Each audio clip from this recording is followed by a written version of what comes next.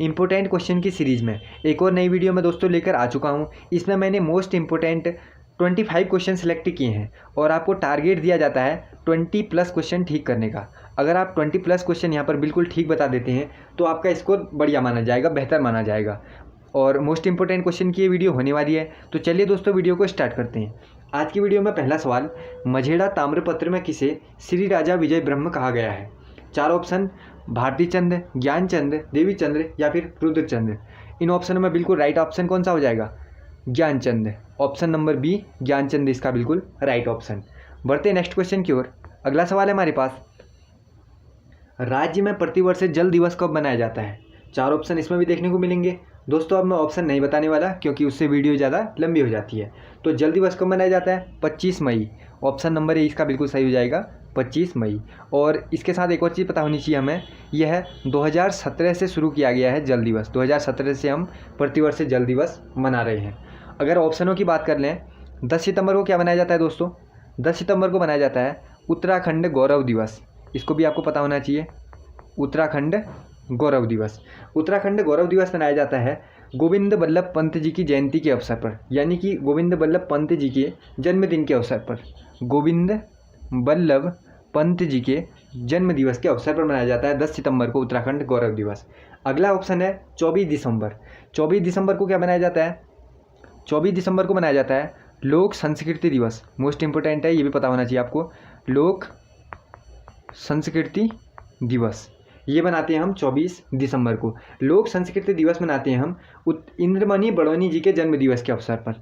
इंद्रमणि, ये भी आपको पता होना चाहिए, इंद्रमणि बड़ौनी जी के जन्म दिवस के अवसर पर। जो इंद्रमणि बड़ौनी जी हैं, इन्हें हम उत्तराखंड का गांधी भी कहते हैं। ये तो आप सभी को पता ही होगा।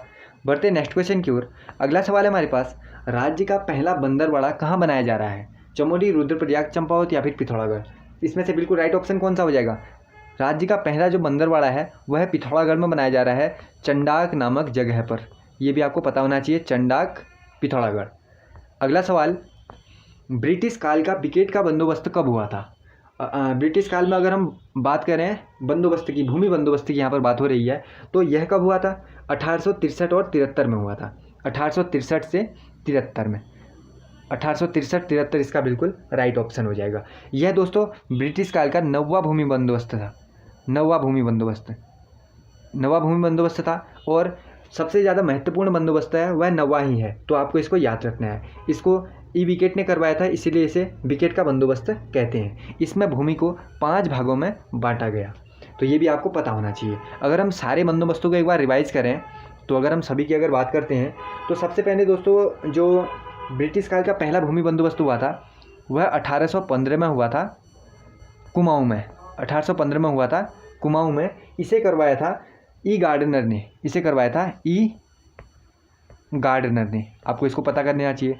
फिर हुआ 1816 में, ये हुआ गढ़वाल में। ये हुआ गढ़वाल में। गढ़वाल में कराया ट्रेल ने। गढ़वाल में करवाया ट्रेल ने। उसके बाद दोस्तों ये नवा भूमि बंदोबस्त एक मोस्ट इंपोर्टेंट ये वाला है जो मैंने आपको इससे पहले बता दिया। एक और भूमि बंदोबस्त हुआ 11वां। ये भी आपको पता होना चाहिए, 11वां भूमि बंदोबस्त। यह ब्रिटिश काल का अंतिम भूमि बंदोबस्त था और इसको केवल गढ़वाल में करवाया गया था। इसको केवल करवाया गया था गढ़वाल में। और ये कब करवाया? 1928 में करवाया। 1928 सन आपको याद रहना चाहिए। इबर्टसन ने करवाया था। इबर्टसन, सिर्फ गढ़वाल में। आपको रिवाइज हो गया होगा।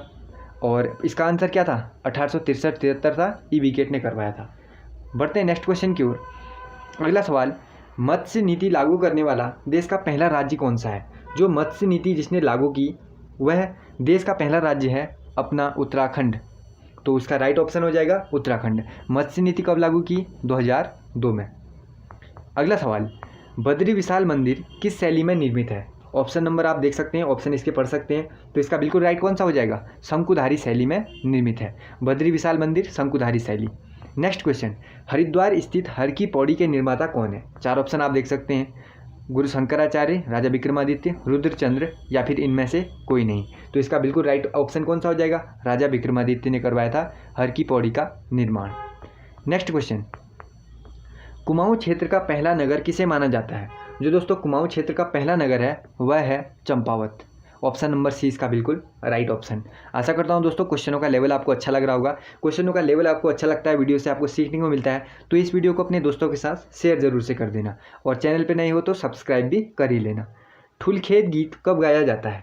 जो ठुलखेत गीत है यह कब गाया जाता है ये हमें बताना है। तो यह गाया जाता है भाद्र मास में, ये गाया जाता है भाद्र मास में। और जो ठुलखेत गीत है यह कुमाऊं क्षेत्र में गाया जाता है, ये भी आपको पता होना चाहिए। अगला सवाल, गढ़वाल क्षेत्र में भैला भैला नृत्य कब किया जाता है? यह नृत्य है और यह कब किया जाता है? यह किया जाता है दिवाली के अवसर पर। तो ऑप्शन नंबर सी इसका बिल्कुल राइट ऑप्शन। अगला सवाल, झंडा मेला कहाँ आयोजित किया जाता है? अब 11वें सवाल में हम पहुंच चुके हैं, 4 ऑप्शन आप इसके देख सकते हैं, मोस्ट इंपोर्टेंट क्वेश्चन भी है ये। झंडा मेला आयोजित किया जाता है देहरादून में। आपको हमेशा के लिए क्या कर लेना है, याद कर लेना है। इसके बारे में अगर हम जानें तो यह गुरु राम राय के जन्मदिन के अवसर से शुरू किया जाता है। उनके अवसर पर, गुरु राम राय जी के जन्म दिवस के अवसर पर लगता है। 1699 से यह मेला लगते हुए आ रहा है। नेक्स्ट क्वेश्चन, जौनसार में राजनीतिक जागरूकता का जनक किसे माना जाता है? जो दोस्तों जौनसारी जनजाति है उसमें राजनीतिक जागरूकता का जनक किसे माना जाता है, इसका और आप आंसर हमें बताना है। तो इसका बिल्कुल राइट ऑप्शन कौन सा हो जाएगा? गुलाब सिंह को माना जाता है। अगर हम ऑप्शनों की बात करें तो फर्स्ट ऑप्शन है हमारे पास रतन सिंह जौनसारी, यह जौनसार क्षेत्र के आधुनिक कवि हैं, ये आपको पता होना चाहिए। ये क्या है? आधुनिक कवि। दूसरे ऑप्शन की बात करें नंदलाल भारती, जो नंदलाल भारती हैं यह जौनसारी संगीत के जनक हैं, जौनसारी संगीत के जनक, ये भी आपको पता होना चाहिए। जनक हैं जौनसारी संगीत के, और इन्हें जौनसार रत्न भी मिल चुका है, इन्हें जौनसार रत्न ये भी इन्हें मिल चुका है नंदलाल भारती जी को, आपको पता होना चाहिए। और गुलाब सिंह जौनसार में राजनीतिक जागरूकता के जनक हैं। नेक्स्ट क्वेश्चन, पुराने समय में किस जनजाति में मूक विनिमय प्रथा प्रचलित थी? मूक विनिमय प्रथा प्रचलित थी, इन जनजातियों में कौन सी वह जनजाति है हमें बताना है। तो इसका बिल्कुल राइट ऑप्शन कौन सा हो जाएगा? राजी जनजाति। दोस्तों जो राजी जनजाति है इसमें मूक विनिमय प्रथा प्रचलित थी। इन्हें हम वन रावत भी कहते हैं, और जंगल का राजा भी कहते हैं, और वन रौद भी कहते हैं, इन्हें हम वन रौद भी कहते हैं। मूक विनिमय प्रथा की अगर हम बात करें तो दोस्तों यह जो राजी जनजाति के लोग थे यह जंगलों में रहते थे, तो जब इन्हें किसी वस्तु की ज़रूरत पड़ती थी तो ये लकड़ी काटते थे या लकड़ी इकट्ठा करते थे, गठरी बनाते थे, उसे लोगों के घरों के सामने रखाते थे, और जो चीज़ उन्हें चाहिए उसका छोटा सा टुकड़ा उन गट्ठरों के साथ रख देते थे। तो अगली सुबह जब रात में वो लोग सामान रख देते थे और ये लोग उठाकर ले आते थे जो इनके काम की चीज़ होती थी। तो मूक विनिमय मतलब इस तरह से आदान प्रदान करते थे, तो इन्हें बनरावत और बनरोध भी कहते हैं। और ये लोग इस एक और इम्पोर्टेंट क्वेश्चन है, जो काष्ठ शिल्प होता है, यानी लकड़ी में जो कलाकृति होती है ना, वो उसमें ये लोग बिल्कुल निपुण थे, काष्ठ शिल्प में एकदम निपुण थे, काष्ठ शिल्प में। और इसके साथ इनसे रिलेटेड एक और क्वेश्चन आता है, यह अपने घर को रौतुड़ा कहते हैं। अपने घर को क्या कहते हैं जहाँ ये रहते हैं, अपने आवास को ये लोग रौतुड़ा भी कहते हैं। बढ़ते हैं नेक्स्ट क्वेश्चन की ओर। अगला सवाल, राज्य में नवीनीकरण ऊर्जा नीति की घोषणा कब की गई, ये हमें बताना है। तो नवीनीकरण ऊर्जा नीति की घोषणा 2008, 2009, 2001 या फिर 2019। तो इसमें बिल्कुल राइट ऑप्शन हो जाएगा 2008। तो नवीनीकरण जो ऊर्जा नीति है यह की गई 29 जनवरी 2008 से। तो 29 जनवरी भी आपको लर्न होना चाहिए, तो 2008 हम इसको राइट कर देते हैं। बढ़ते हैं नेक्स्ट क्वेश्चन की ओर। अगला सवाल, राज्य में सूक्ष्म लघु और मध्यम उद्यम नीति कब लागू की गई, इसमें बताना है। मोस्ट इम्पोर्टेंट ये क्वेश्चन है, आपको तो ये बार बार अधिक जगहों में देखने को मिलता रहता होगा। तो इसका बिल्कुल राइट ऑप्शन है 31 जनवरी 2015 से। नेक्स्ट क्वेश्चन, राज्य में प्रकाशित प्रथम दैनिक पत्र कौन सा था? राज्य में जो प्रकाशित हुआ प्रथम दैनिक पत्र कौन सा था? उत्तरा, आज का पहाड़, धाद या फिर पर्वतीय। तो इसका बिल्कुल राइट ऑप्शन हो जाएगा पर्वतीय था। नेक्स्ट क्वेश्चन, यहाँ पर हम 17 क्वेश्चन बनाने के लिए जा रहे हैं। राज्य में ढोल सागर के अकेले ज्ञाता कौन है? तो ये तो हम सभी को पता ही होना चाहिए, अकेले ज्ञाता हैं ढोल सागर के उत्तम दास जी। तो उत्तम दास इसका बिल्कुल राइट ऑप्शन। अगला सवाल क्या कहता है हमसे, किसे गढ़वाल में हिंदी पत्रकारिता का भीष्म पितामह कहा जाता है? 4 ऑप्शन आप यहाँ पर देख सकते हैं आप। तो इसका बिल्कुल राइट ऑप्शन कौन सा हो जाएगा? Vishwambhar Dutt Chandola. Option number C Vishwambhar Dutt Chandola Hindi पत्रकारिता का भीष्म पितामह है। बढ़ते नेक्स्ट क्वेश्चन की ओर। अगला सवाल, द्रोणाचार्य पुरस्कार से सम्मानित राज्य की प्रथम महिला कौन है यह हमें बताना है। द्रोणाचार्य पुरस्कार जिन्हें सबसे फर्स्ट में मिला वह है हंसा मंडाल जी। हंसा मंडाल इसका बिल्कुल राइट ऑप्शन। मोस्ट इंपोर्टेंट क्वेश्चनों में ये क्वेश्चन भी आता है। अगला सवाल क्या कहता है हमसे, राज्य के प्रथम परमवीर चक्र प्राप्तकर्ता कौन है। सबसे फर्स्ट में परमवीर चक्र किन्हें मिला, ये तो हम सभी को पता ही है, पता होगा बहुत सारे लोगों को, मेजर सोमनाथ शर्मा को, मेजर सोमनाथ शर्मा। और इनके बारे में अगर मैं बताऊं तो यह कुमाऊं रेजिमेंट से थे, कुमाऊं रेजिमेंट से ये संबंध रखते हैं। अगर ऑप्शन में बात करें मेजर शैतान सिंह, तो दोस्तों इन्हें दूसरे नंबर में मिला। फर्स्ट नंबर में तो मिल चुका था मेजर सोमनाथ शर्मा जी को, दूसरे नंबर में मिला मेजर शैतान सिंह को सेकंड नंबर में, ये भी आपको पता होना चाहिए। तीसरे ऑप्शन की बात करें दरबान नेगी, तो दरबान नेगी को सबसे पहले राज्य में विक्टोरिया क्रॉस मिला है। दरबान सिंह नेगी को क्या मिला है, विक्टोरिया क्रॉस, ये भी आपको याद कर लेना, इसको ऐसे देख लो।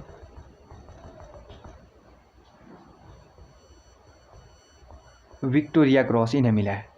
और विक्टोरिया क्रॉस की अगर हम बात करें दरबान सिंह नेगी जी को, तो इन्हें मिला 1914 में, इन्हें मिला 1914 में। और मेजर शैतान सिंह को जो परमवीर चक्र था मेजर शैतान सिंह को, इन्हें मिला 1962 में, ये भी आपको पता होना चाहिए। बात करें भवानी दत्त जोशी जी की, तो इन्हें सबसे पहले राज्य में अशोक चक्र प्राप्त हुआ। इन्हें अशोक चक्र प्राप्तकर्ता कौन है, भवानी दत्त जोशी जी हैं। ये सब आपको पता होने चाहिए। बढ़ते हैं नेक्स्ट क्वेश्चन की ओर। अगला सवाल, शंकराचार्य का ज्योतिर्पीठ कहाँ स्थित है। शंकराचार्य जी का ज्योतिर्पीठ गोपेश्वर, चमोली, जोशीमठ या फिर उत्तरकाशी। शंकराचार्य जी का ज्योतिर्पीठ तो ये स्थित है कहाँ है, जोशीमठ में। तो ऑप्शन नंबर सी इसका राइट कर देते हैं हम, जोशीमठ इसका बिल्कुल राइट ऑप्शन हो जाएगा। बढ़ते हैं नेक्स्ट क्वेश्चन की ओर। द दून स्कूल के संस्थापक कौन है। द दून स्कूल के संस्थापक कौन है, ये भी आपको मोस्ट इंपोर्टेंट क्वेश्चन लगेगा दोस्तों, आपको लर्न होना ही होना चाहिए कि द दून स्कूल के संस्थापक कौन है। सतीश रंजन दास इसका बिल्कुल राइट ऑप्शन। अगला सवाल, राज्य में स्पर्श गंगा अभियान की शुरुआत कब हुई। स्पर्श गंगा अभियान 17 दिसंबर 2009 से इसकी शुरुआत हुई है, तो 17 दिसंबर 2009 इसका बिल्कुल राइट ऑप्शन होने वाला है। बढ़ते हैं नेक्स्ट क्वेश्चन की ओर। अगला सवाल क्या कहता है, खटीमा गोलीकांड कब हुआ था। खटीमा गोलीकांड की बात करो कब हुआ था, 1 सितंबर 1994 को हुआ था, ये आपको पता होना चाहिए। खटीमा गोलीकांड हुआ था 1 सितंबर 1994 को। बढ़ते हैं नेक्स्ट क्वेश्चन की ओर। अगला सवाल, शाह पदवी प्रयोग करने वाला गढ़वाल का प्रथम राजा कौन था, जिसने सबसे पहले शाह पदवी धारण की, तो वह था Balbhadra Shah. Most important question आपको हो सकता है पेपरों में देखने को मिल जाए। नेक्स्ट क्वेश्चन 25 क्वेश्चन दोस्तों हम यहाँ पर कंप्लीट कर चुके हैं। अब 25 में से आपको कमेंट करके बताना है, 25 में से आपको कमेंट करके बताना है कि आपका स्कोर इसमें कितना रहा। अगर आपने 20+ क्वेश्चन यहाँ पर ठीक करें तो बहुत बढ़िया स्कोर रहा है, कम भी किए हैं तो कोशिश कीजिए दोस्तों, अभी तो हमारे पास समय भी है। तो उत्तराखंड की परीक्षा, आगामी परीक्षाएँ, कुछ समय है, आप तैयारी कर सकते हैं बेहतर और अपना स्कोर और ज़्यादा बढ़ा सकते हैं। जितना भी रहा आपको आपका अपना स्कोर कमेंट में मुझे ज़रूर भेजना है। दोस्तों वीडियो कैसी लगी ये मुझे बताना है। एक क्वेश्चन मैं आपके लिए और लेकर आया हूँ, आपको ये कमेंट करके बताना है कि कार्तिकेयपुर वंश का संस्थापक कौन था। ये मैं आपके लिए क्वेश्चन लेकर आया हूँ, स्पेशली आप लोगों के लिए ही है। जिसको भी आता है कमेंट बॉक्स में जल्दी से दे देना है कि कार्तिकेयपुर वंश का संस्थापक कौन था। किस विदेशी यात्री ने भारत का दौरा सबसे पहले किया था। ह्वेनसांग, मैगस्थनीज, इत्सिंग या फिर फाहियान। तो ऑप्शन बी हो जाएगा इसका बिल्कुल राइट ऑप्शन, मैगस्थनीज ने किया था सबसे पहले दौरा। अगला सवाल देखो, अगला सवाल हमसे कहता है शून्य की खोज किसने की थी। ये तो हम सभी को पता है, आर्यभट्ट जी ने की थी शून्य की खोज, तो ऑप्शन नंबर बी हो जाएगा इसका बिल्कुल राइट ऑप्शन। बढ़ते हैं हम अगले सवाल की तरफ। न्यूमिस्मेटिक्स क्या है बताइए। प्राचीन पांडुलिपियों का अध्ययन, तालपत्रों का अध्ययन, सिक्कों और धातुओं का अध्ययन या फिर ताम्र पत्रों का अध्ययन। तो इसका राइट ऑप्शन आपको करना पड़ेगा सिक्कों और धातुओं का अध्ययन। ऑप्शन नंबर बी हो जाएगा इसका बिल्कुल राइट ऑप्शन। अगला सवाल देखो, हितोपदेश के लेखक कौन है।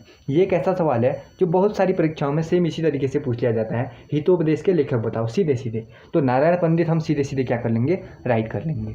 अगला सवाल देखो, अगला सवाल हमसे कहता है नाट्यशास्त्र की रचना किसने की थी। इस क्वेश्चन को भी आपने बहुत सारी परीक्षाओं में देखा होगा। नाट्यशास्त्र यानी भरत मुनि। ऑप्शन नंबर सी हो जाएगा इसका बिल्कुल राइट ऑप्शन। अगला सवाल देखो, विक्रम संवत कब से प्रारंभ हुआ? 58 ईसा पूर्व से प्रारंभ हुआ। ऑप्शन नंबर ए हो जाएगा सही जवाब। अंकोर वाट मंदिर कहाँ स्थित है? दोस्तों अगर आपने उत्तराखंड पुलिस के मेरे प्रैक्टिस सेट देखे होंगे तो उसमें मैंने एक क्वेश्चन बताया था जिसका मैंने कहा था कि इसको मोस्ट इंपोर्टेंट क्वेश्चन भी कर लो और आगामी परीक्षाओं में भी आपको देखने को मिल सकता है। तो यही क्वेश्चन था। इसका राइट ऑप्शन क्या करना है आपको? कंबोडिया करना है। अगला सवाल देखो, पूरा पाषाण काल में आदि मानव के मनोरंजन के साधन क्या थे?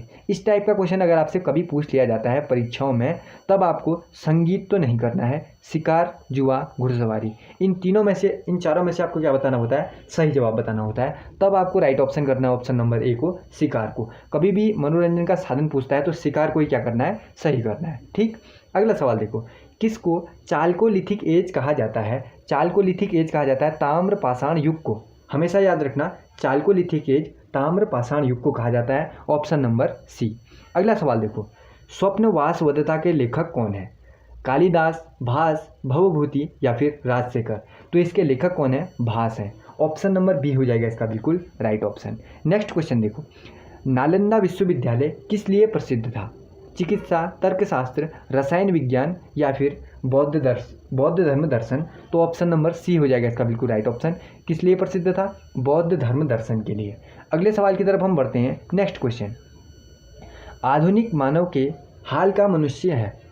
आधुनिक मानव के हाल का पूर्वज कौन है? चार ऑप्शन आपको इसी तरीके से दे दिए जाएंगे और आपको राइट ऑप्शन वहाँ बताना पड़ेगा। तो आपको राइट ऑप्शन करना पड़ेगा क्रो मैग्नन मनुष्य। ऑप्शन नंबर बी हो जाएगा इसका बिल्कुल राइट ऑप्शन। कौन सा? क्रो मैग्नन मनुष्य। अगले सवाल की तरफ हम बढ़ते हैं। नेक्स्ट क्वेश्चन, आधुनिक देवनागरी लिपि का प्राचीनतम रूप कौन है? ब्राह्मी है। एक मैंने लिपियों से रिलेटेड पूरी वीडियो बनाई है जिसमें से मैंने ऐसे सवालों को वहाँ बताया था जो कि पेपर में देखने को मिलते हैं। उससे आप याद कर लेना। उस वीडियो का लिंक भी मैं आपको डिस्क्रिप्शन में दे दूँगा। ठीक। अगला सवाल देखो फिर, मानव द्वारा सर्वप्रथम प्रयुक्त अनाज क्या था? ये भी मोस्ट इंपोर्टेंट क्वेश्चन है। इस क्वेश्चन को क्या कर लो? मोस्ट इंपोर्टेंट कर लो, नोट कर लो। मानव द्वारा सर्वप्रथम प्रयुक्त अनाज कौन सा था? गेहूँ और जौ। इसको याद कर लो। ठीक। ऑप्शन नंबर बी हो जाएगा राइट ऑप्शन। जौ को कहीं कहीं पर आपको यौ भी लिखा हुआ दिख सकता है, तो जौ और यौ दोनों एक ही हैं। ठीक। तो ऑप्शन नंबर बी राइट हो जाएगा। नेक्स्ट क्वेश्चन देखो आप। अगला सवाल, काव्य शैली का प्राचीनतम नमूना किसके अभिलेख में मिलता है? काव्य शैली का सबसे प्राचीनतम नमूना रुद्रदमन। ऑप्शन नंबर ए हो जाएगा इसका बिल्कुल राइट ऑप्शन, रुद्रदमन। ठीक। अगले सवालों की तरफ हम बढ़ते हैं। अगले सवाल देखो फिर, भीमबेटका किस लिए प्रसिद्ध है? ये तो आपको पता होगा। किस लिए? गुफा के शैल चित्रों के लिए प्रसिद्ध है। ऑप्शन नंबर ए हो जाएगा इसका बिल्कुल राइट ऑप्शन। अगले सवाल की तरफ हम बढ़े। अगला सवाल देखो, भारतवर्ष के लिए इंडिया शब्द का सर्वप्रथम प्रयोग किसने किया था? भारतवर्ष के लिए इंडिया शब्द का प्रयोग हेरोडोटस, मेगास्थनीज, स्ट्रैबो या फिर एरियन? तो इसका बिल्कुल राइट ऑप्शन ऑप्शन नंबर ए। मोस्ट इंपोर्टेंट क्वेश्चन, 100% आगामी परीक्षाओं के लिए महत्वपूर्ण। आपको क्या होना चाहिए? याद होना चाहिए। ठीक। अगले सवाल की तरफ हम बढ़ते हैं। नेक्स्ट क्वेश्चन देखो, इतिहास के पिता, द फादर ऑफ हिस्ट्री की पदवी सही अर्थों में किससे संबंधित है? ये भी संबंधित है हेरोडोटस से। ऑप्शन नंबर ए हो जाएगा इसका बिल्कुल राइट ऑप्शन। नेक्स्ट क्वेश्चन देखो, प्राचीन नगर तक्षशिला निम्नलिखित में से किस के बीच स्थित था? किसके तट पर था? 100% इंपोर्टेंट आपके पेपर में देखने को मिल सकता है, आपको याद होना चाहिए। तो यह था सिंधु व झेलम के बीच। सिंधु व झेलम, ऑप्शन नंबर बी ए हो जाएगा इसका बिल्कुल राइट ऑप्शन, सिंधु और झेलम नदियों के। ठीक। अगला सवाल देखो फिर, प्राचीन भारत में निम्नलिखित में कौन सी एक लिपि दाएं से बाईं ओर को लिखी जाती थी? खरोष्ठी लिपि लिखी जाती थी। ऑप्शन नंबर डी वाली। ऑप्शन नंबर डी वाली। अब देखो, जो मैंने वो वीडियो बनाई थी उस वीडियो में ऐसे सारे भी क्वेश्चन कवर किए गए हैं जो इस टाइप से आपसे पूछ लिए जाते हैं। ज़्यादा नहीं है, बस वो 3 मिनट के लगभग की वीडियो होगी जिसमें 10 या 15 सवाल मैंने ऐसे सेलेक्ट किए हैं जो आपको लिपियों से रिलेटेड क्वेश्चन वहाँ देखने को मिल जाते हैं। उन्हें ही आप याद कर लेते हो तो अपना 1 नंबर तो अपना पक्का वहाँ पर क्या कर लेते हो? कवर कर लेते हो। अगला सवाल देखो फिर। अगला सवाल है, मुद्रा राक्षस नामक पुस्तक के लेखक कौन है? इस सवाल को भी आपने बहुत सारी परीक्षाओं में देखा होगा। आपने जो भी परीक्षाएं दी हैं इस टाइप का क्वेश्चन आपको पहली जो परीक्षाएं आप दे चुके हो उसमें देखने को मिल गया होगा। तो इसको भी मोस्ट इंपोर्टेंट हम कर लेते हैं। मुद्रा राक्षस किसने लिखी है बताओ? विशाख दत्त ने लिखी है, Vishakha Datta. Option number A को कर लेंगे हम यहाँ पर बिल्कुल राइट ऑप्शन। अगला सवाल देखो फिर, बिहार महान धार्मिक केंद्र था, किन के लिए था बिहार? सिखों के लिए, जैन के लिए, बौद्धों के लिए या फिर सभी के लिए? तो किसके लिए था? इन सभी के लिए। ऑप्शन नंबर डी को कर लेंगे हम यहाँ पर बिल्कुल राइट ऑप्शन। तो दोस्तों आज की वीडियो में फिलहाल इतने ही क्वेश्चन, क्योंकि इतने ही मुझे क्या लगे, बहुत ज़्यादा इंपॉर्टेंट लगे, जो कि आपको पेपर में देखने को अपने मिल सकते हैं। तो इंपॉर्टेंट इतने ही थे, तो मैंने इन्हीं पे क्या बना दी, वीडियो बना दी आपके लिए। वीडियो कैसी लगी मुझे कमेंट करके ज़रूर बताना। अच्छी लगती है तो वीडियो को क्या करना, लाइक कर देना। अच्छी लगने पर वीडियो को लाइक कर देना।